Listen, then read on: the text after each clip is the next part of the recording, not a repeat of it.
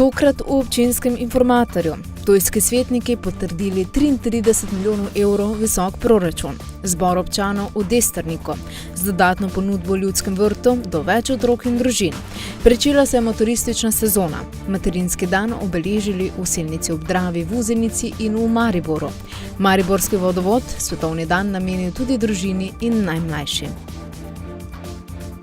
Lepo pozdravljeni. Ptujski mestni svetniki so na seji mestnega sveta minuli ponedeljek potrdili proračun za leto 2019 v višini slabih 33 milijonov evrov. Za uresničitev vseh začrtanih projektov se bo ptujska občina zadolžila za dobrih 1,7 milijona evrov. Podrobnosti pa v prispevku. Ptujski mestni svetniki so na ponedeljkovi seji soglasno potrdili proračun za letošnje leto v višini slabih 33 milijonov evrov. Kot je povedala županja, pa sprejeti proračun pomeni predvsem veliko olajšanje, saj se s tem končuje začasno financiranje.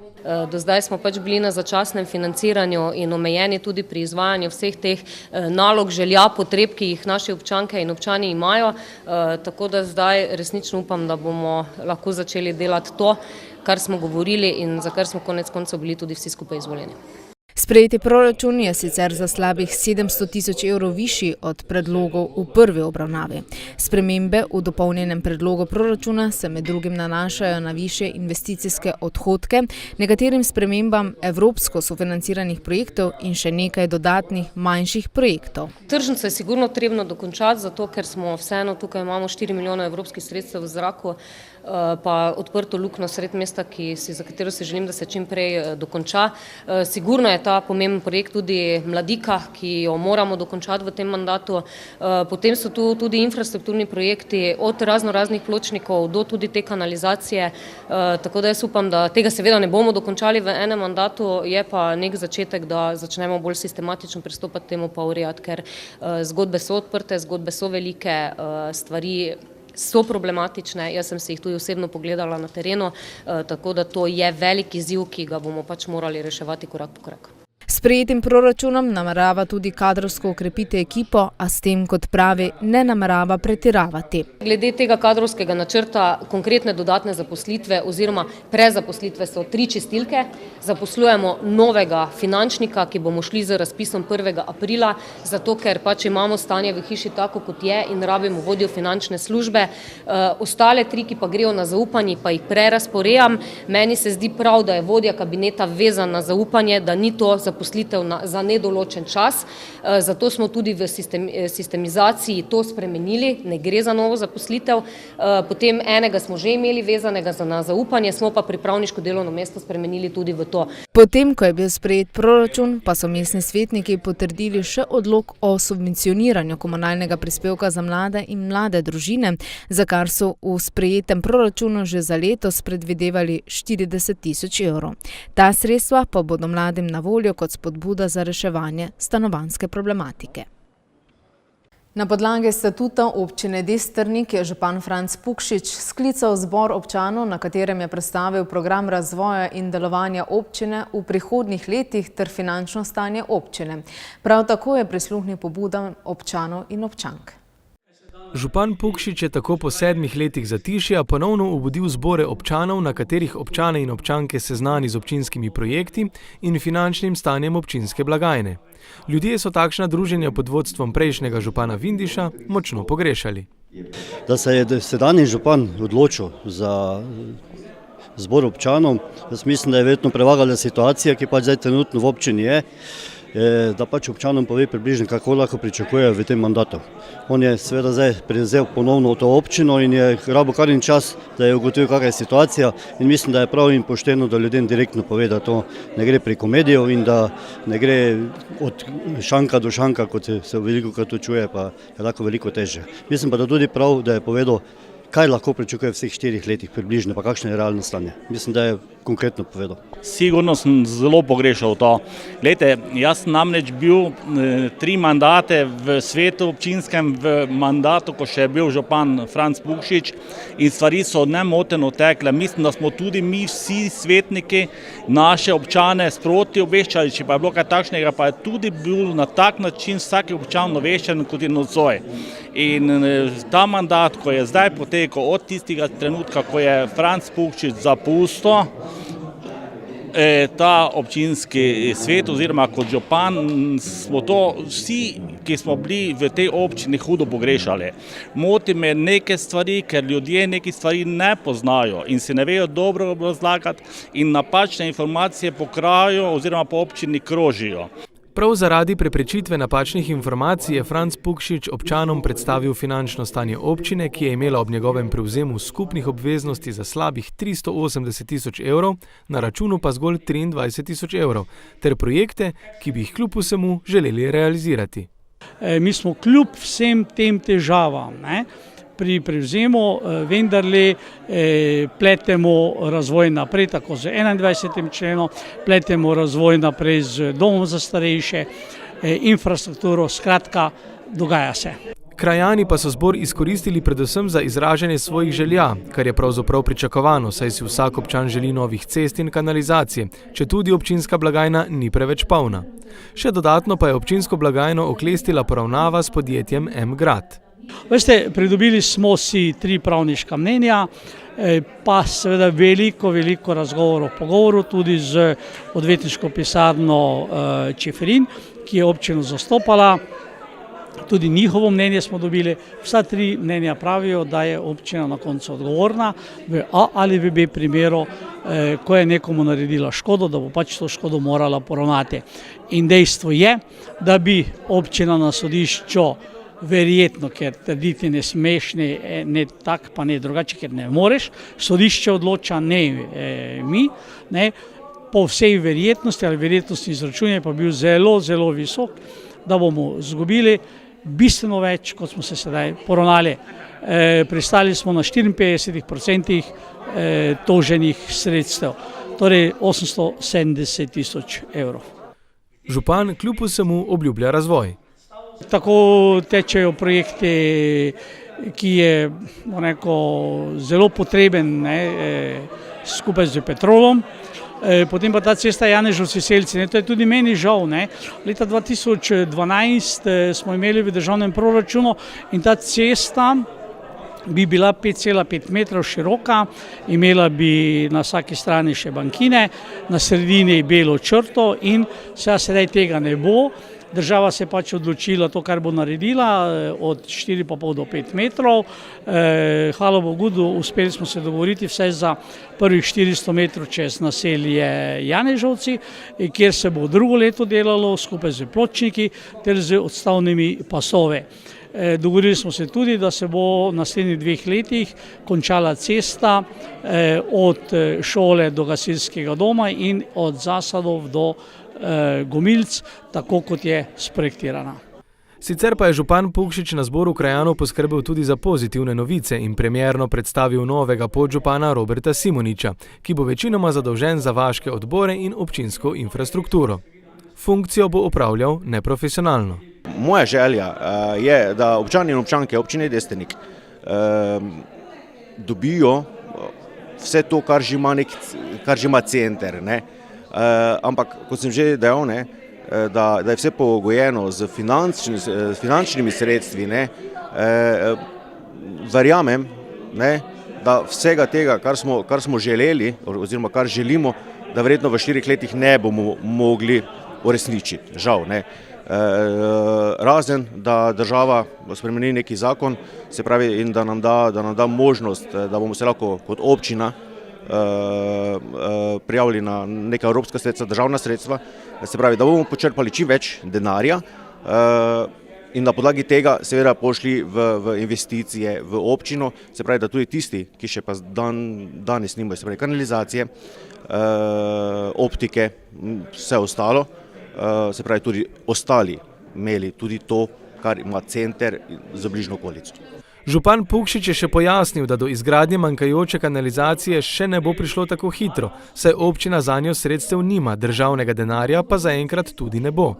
Prav tako Pukšič zaenkrat ne vidi rešitve, kar se tiče obrtne cone v Drstelji, saj zanjo iz strani gospodarskih družb ni pretiranega interesa.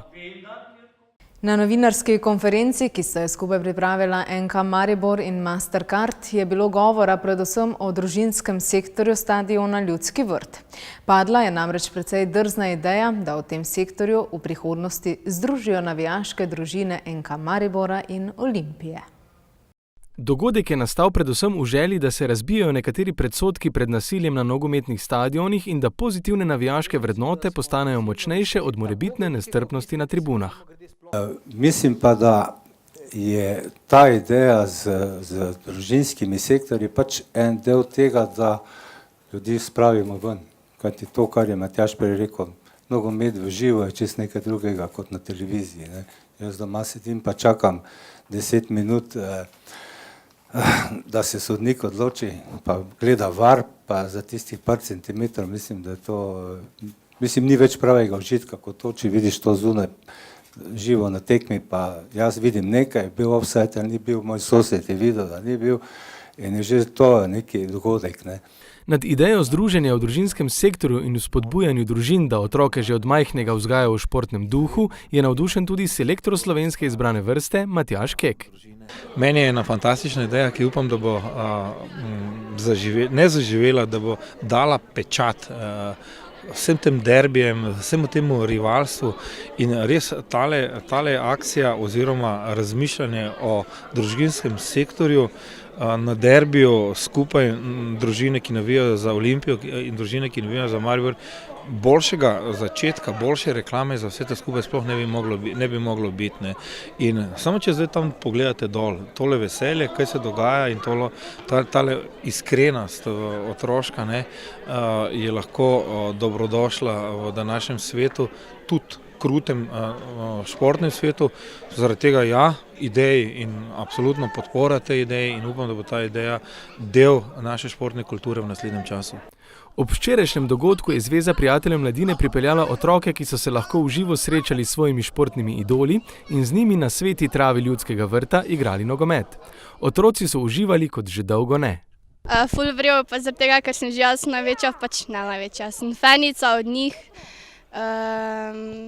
In pač mi je bilo ful občutek, je bil ful v redu in tega nam nikoli pozabila. Zadovoljen z igro Tavaresa? Ja, pač fajn. Je bilo dobro z njimi igrati? Kaj ti je bilo najbolj všeč? Ja, verjetno, da sem lahko igral z njimi. Meni je bilo ful všeč, pa čeprav imam tudi izstopa vijolično-rumeno, ker sem velika oboževalka Maribora, pa tudi občutek, ko sem igrala z njimi, je bil ful všeč. Zato ne čudi, da je nad idejo družinskega sektorja še posebej navdušen mariborski kapetan Marko Tavares, ki ima tudi sam precej veliko družino. Ja, to je zelo pomembno, mislim, da družina je zelo pomembno za nas kot nogometaše, jaz tudi kot oče, imam 5 otrok, je zelo pomembno za mene, da svoja družina podpira, navija za mene in za ekipo. Mislim, da kaj bomo delali tu v Maribor je zelo dobro in upam, da bo še dalje naprej v celi Sloveniji. Tavares je še dodal, da nogometaši potrebujejo ta spektakel, bakle in glasno navijanje, saj je to motivacija in dodatna energija. In če k temu dodamo še otroško navijanje, pa je to po besedah selektorja Keka še nekaj več. Policisti na motorjih so pretekli konec tedna pričeli s pripravami na novo motoristično sezono. Zaradi hladnih asfaltnih površin in zaradi peska, ki je še vedno prisoten na naših cestah, pa tudi zaradi poškodb vozišč, ki so posledica zime in nizkih temperatur, na motoriste na cesti preži kar veliko število nevarnosti. Zraven tega se je potrebno povrniti tudi motoristično kondicijo, ki smo jo v zimskih dneh izgubili. Podrobnosti pa v prispevku. Vsega tega se zavedajo tudi tisti, ki pri svojem delu uporabljajo enosledna motorna vozila. Z namenom, da se na novo motoristično sezono kar najbolje pripravijo, so se policisti zbrali iz predpostaje prometne policije Maribor na Ptujski cesti in se službenimi motorji odpeljali na tako imenovano kondicijsko vožnjo po Sloveniji. Zelo pomembno je, da so na sezono dobro pripravljeni.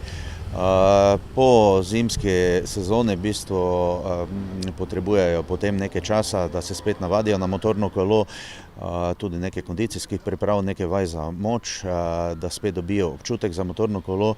V bistvu na spomlad tudi ceste še niso tako primerne, še so hladne, postalo še na ceste nekaj posipnih materialov. Sicer pa je kondicijska vožnja policistov tudi opozorilo ostalim motoristom, ki bodo po zimskem premoru prav tako sedli na svoje enosledno motorno vozilo. Da se motoristi, v bistvu tisti, ki bodo začeli uporabljati motorno kolo v sezoni, temeljito pripravijo na njega, vkolikor so mogoče tudi motorno kolo zamenjali, imajo vsako odvisno od vrste motornega kolesa tudi svojo specifiko, da ga dobro spoznajo, da tudi vidijo, kako je vodljiv pri nižjih hitrostih, pri izogibanju ovir, nekaj spretnostnih vaj, da pred tem naredijo in pa seveda pred kako dolgo vožnjo, da poskusijo na krajših relacijah, kajti obremenitev telesa pri dolgi vožnji je čisto drugačna kot pri vožnji z avtomobilom. Ob tem pa še izpostavil, da je najpogostejši vzrok nezgod motoristov neprilagojena hitrost. Je najpogostejši vzrok neprilagojena hitrost, stran in smer vožnja, neredko prihaja do izsiljevanja prednosti, tako iz strani voznikov motornih koles, kot tudi spregledanja in zato posledično izsiljevanje prednosti s strani voznikov osebnih avtomobilov. Ob tem pa Vinko dodaja, da se v zadnjih letih zaradi preventivnih akcij, procesov izobraževanja in opozarjanj preko obcestnih panojev kultura voznikov motornih koles kot tudi avtomobilov precej izboljšala. Četudi smo ga uradno praznovali 25. marca, je še vedno aktualno praznovanje materinskega dne. Svojo hvaležnost za njihovo brezpogojno ljubezen so jim izkazali tudi v hramu kulture, kjer so jim polepšali večer z izborom melodij, plesa in zabave.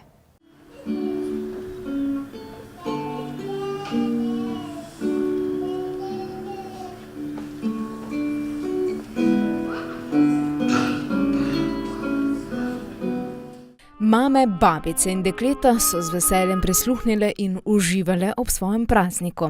Lepi dan pač je, ne? Da se pač spomnijo na nas. Nekaj velikega. Pomen mama je nekaj velikega, ne? Beseda, ki veliko pomeni. Mamice, mame in stare mame so tako dobile večer nežnih, ljubezni polnih melodij. Pripravili tradicionalni koncert ob materinskem dnevu, pripravljamo ga že več let in vsako leto se trudimo, da v program vključimo čim več otrok. Ne samo z glasbo in plesom, poklenili so se jim tudi s cvetjem.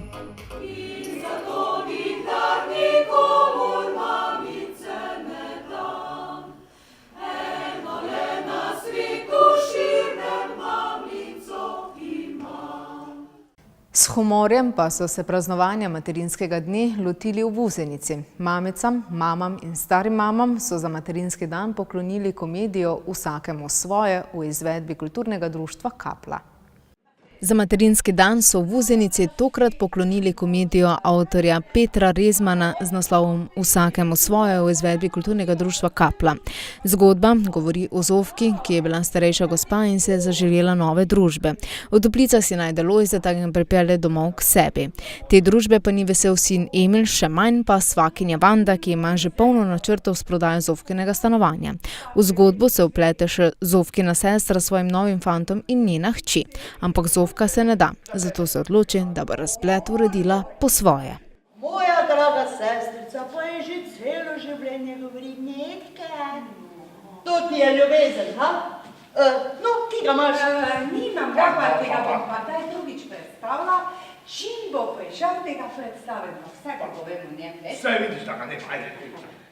Tako so predstavnice nežnejšega spola, ki so komedijo dobile v poklon ob materinskem dnevu, preživele večer poln smeha in humorja. Ob tem pa so zaupale, kako se nanje spomnijo njihovi bližnji ob materinskem dnevu.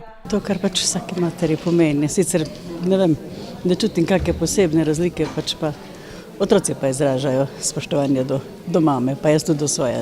Ponavadi podari rožica, čeprav ne bi smelo biti materialnih dobrinah vse, je včasih tudi beseda lahko dovolj, da se pokaže ljubezen in naklonjenost do mame, babice, žene. Sicer pa je v Vuzenici že tradicija, da materinski dan obeležijo s prireditvijo. Glede na to, da je vreme tudi naklonjeno in zvončki so v polnem razcvetu, tako da lahko jih razvajamo vsak dan s kakšnim malim poklonom in to je verjetno tudi mamam zelo všeč, da otroci znajo spoštovati to, za kar so jih matere pravzaprav spravile na svet, jih vzgojile v prave ljudi in z mamami pravzaprav rastemo. Torej so starši, prva je mama, potem so še oče, brat, sestra, družina, vsekakor veliko spoštovanje do mam, gojim sam, gojimo, verjamem, tudi vsi ostali. Vsaka mama je prava mama, dana za srečo in na veselje, prava in ena sama, za vse življenje, je zapisal Tone Pavček. Še ostajamo pri materinskem dnevu, a se selimo v Maribor. Mestna četrt Radvanje je znova po več letih priredila prireditev Radvanski pozdrav pomladi, ki so jo namenili tudi vsem materam ob materinskem dnevu. Otroci iz vrtca in osnovne šole ter odrasli so skupaj pripravili dobro uro in pol dolg program, s katerim so navdušili matere, mamice in stare mame. Zelo lepi. Nastopajoči so bili zelo zanimivi, pa mali, odrasli, vsi super je bilo, res presenečenje. Zelo lepo. Zakaj? Zaradi mladine in predstave in truda vzgojiteljev, učiteljev, mentorjev in tako naprej. Ja, super, zelo lepa prireditev, tako da upamo, da še bo več takih. Tudi naši otroci so nastopali, tako da podpiramo to. Po več letih so s prireditvijo Pozdrav pomladi in vsem, ki ste v srcu mladi, znova obudili kulturno življenje v mestni četrti Radvanje. Mi smo se z ekipo odločili, da bomo organizirali prireditev ob dnevu 8. marca in 25. marca, da bomo te proslave združili. Sigurno, da smo lačni tega, ljudje to potrebujejo tega, ne? Ni druženja več, ni petja tiste, ko smo včasih peli, ampak je že malo nostalgija, no? Ampak to mora biti, ne? To nas drži gor. Zato že pripravljajo nove prireditve. Naslednja bo slikarska razstava umetnika Rajka Ferka. 22. marca smo obeleževali Svetovni dan voda. Ob tej priložnosti so predstavniki Mariborskega vodovoda pripravili osveščevalno družinsko druženje v Evroparku. Razstavili so fotografije mladih, ki so sodelovali na natečaju. Voda za vsakogar je bila osrednja tema letošnjega Svetovnega dneva voda, ki ga praznujemo že 26 let. Ob tej priložnosti so o vodi in naravi razmišljali tudi otroci, ki so sodelovali na likovnem in literarnem natečaju Mariborskega vodovoda. Tokrat so kot glavno temo obravnavali vidro vido. Neko zgodbico o srečni vidri in dobrih ljudeh. Skupaj smo v bistvu ustvarjali pesmico o srečni vidi in ljudje so ji pomagali očistiti vodo. Kaj si pa ti zapisal o sreči? Skupaj smo delali pesmico o vidri vidi in smo ji pomagali rešiti dom. Zakaj je vidra vida zbolela in kako je postala spet srečna? Odgovore so podali skozi dramsko predstavo, ki so odigrali mladi igralci dramsko-gledališkega krožka osnovne šole Pesnica. Kdo je Vida Vidra? Vidra. Kaj pa počne Vidra? Plava pod vodo.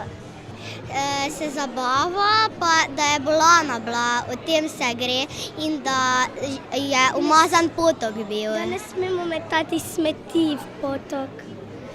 Zakaj pa ne smemo metati smeti v vodo? Da ne umrejo živali. Skozi predstavo, ki so učenci osnovne šole Pesnica ustvarili, pa so se marsikaj tudi naučili in prenesli pomembno sporočilo. Najprej smo se sicer pogovarjali sploh o onesnaževanju, ki je danes izredne pereč problem vse povsod. Zakaj smo jo v bistvu zaigrali? Zaradi tega, da otroci ponotranijo, da poglobijo in da se osvestijo o tem, da je resnično potrebno vode čuvati in odpadke pač devati na svoje mesto, kamor sodijo. Predstavili pa so tudi knjigo Drevesa želijo živeti avtorice Tereze Vidovič. Glavno sporočilo je, da drevesa v urbanem okolju zelo rabimo, ker nam čisti okolje, ker nam daje senco, ker privabi ljudi v mesto, ker drevo v krošnji rabi ptice, ker ko drevo objamemo, začutimo eno posebno energijo. Drevo tudi zdravi, drevo ima tudi srce, drevo želi živeti. Vodo, ki jo imamo, je treba ohranjati, da jo bo dovolj tudi za zanamce. Imamo tako imenovani vodni vtis, torej koliko vode je potrebno v reprodukciji, da seveda potem nek produkt dobimo. Torej za 1 liter mleka je potrebnih recimo kar 1000 litrov vode, za kilogram govedine je potrebnih kar 15.500 litrov vode in za eno čokolado je potrebnih kar 24.000 litrov vode. Torej ta vodni vtis pomeni, da seveda za vse, kar se nam v življenju dogaja, za vse, kar imamo oblečeno, kar nas obdaja, v bistvu je potrebna voda. Zato je bil tudi družinsko-osveščevalni dogodek v Evroparku namenjen opominjanju na pomen varovanja virov pitne vode ter ohranjanja vode v naravi. Brez vode ni življenja. Poglejmo še, kaj se te dni dogaja v naših krajih. Ta četrtek, 28. marca, bodo v Gasilskem domu Dogoše predstavili projekt Urbana zemlja za hrano s pričetkom ob 17. V občini Selnica ob Dravi pa bodo ta petek potekali izbori Zlata vrtnica, na kateri bodo podelili plakete in priznanja. Prireditev se bo pričela ob 18. v hramu Arnolda Tovornika. V podjetju Soven v Selnici ob Dravi pa prirejajo dan odprtih vrat vse od četrtka 28. marca do sobote 30. marca med 9. in 18. uro. Toliko zaenkrat, spremljate nas tudi na spletnih portalih nbreport.si in lokalec.si. Želim vam lep preostanek večera in nasvidenje.